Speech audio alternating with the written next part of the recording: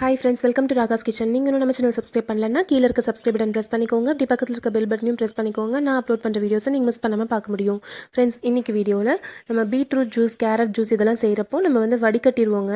நம்ம அரைச்சு வடிகட்டிடுவோம். அந்த மாதிரி வடிகட்டுறப்போ அதோட சக்கை அப்படியே வேஸ்ட்டாக நம்ம தூக்கி போட்டுருவோம். அந்த மாதிரி அதை வேஸ்ட் பண்ணாமல் அதில் சுவையான ஸ்வீட் எப்படி பண்ணுறதா ஃப்ரெண்ட்ஸ் பார்க்க போகிறோம். ஒரு 10 நிமிஷம் இருந்தால் போதுங்க, ஈஸியாக நம்ம ஸ்வீட் ரெடி பண்ணிடலாம்.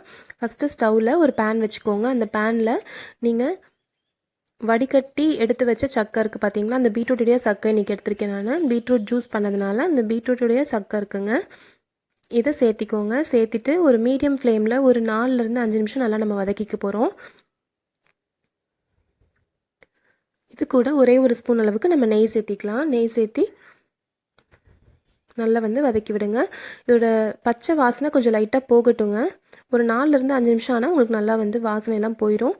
நல்லா ரெடி ஆயிரும் உங்களுக்கு. பாருங்கள், இந்த மாதிரி. இப்போ ஒரு 4 நிமிஷம் கிட்ட ஆயிடுச்சு. பச்சை வாசனை லைட்டாக போயிடுச்சுங்க. இப்போ இது கூட நான் இதுக்கு ஸ்வீட்னஸ்க்காக சர்க்கரை சேர்த்திக்க போகிறேன். 1 கப் அளவுக்கு பீட்ரூட் சக்கரை இருக்குங்க. இதுக்காக நான் 1/2 கப் அளவுக்கு சர்க்கரை சேர்த்திக்க போகிறேன்.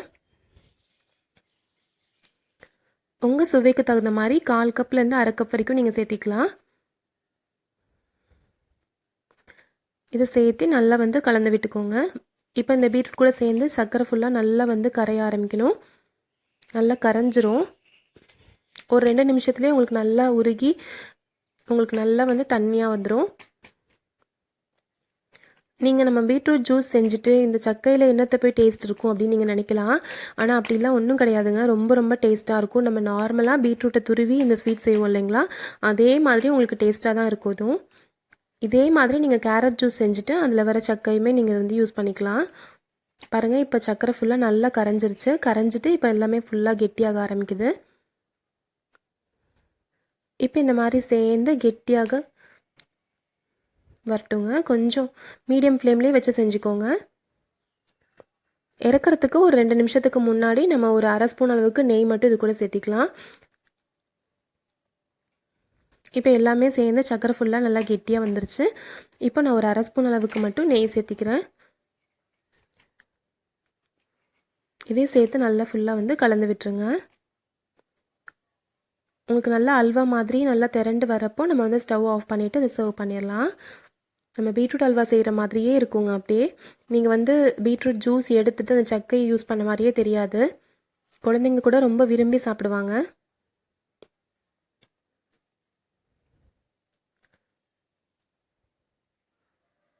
இப்போது நம்மளுக்கு ஸ்வீட் ரெடி ஆயிடுச்சுங்க.